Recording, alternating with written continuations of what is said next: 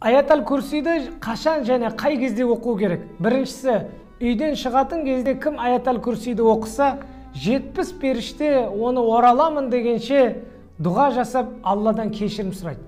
Екіншісі, жататын кезде кім Аятал Курсиді оқыса, Алла тағала оны қорғау үшін таң атқанға дейін бір періште жібереді.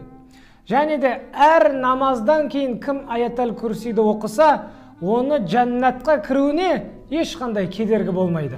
Төртіншісі, Аятал Курсиді үйіне кіретін уақытта оқыса, сол күні жын шайтан оған зиян бере алмайды және тіл көз тимейді.